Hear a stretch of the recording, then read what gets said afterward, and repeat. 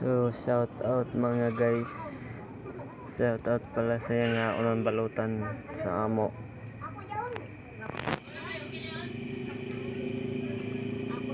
Sila upat guys. Nangaon sila og balutan. Gipasuan sila sa amo balutan kay pasuhi pasagod. Aray ko.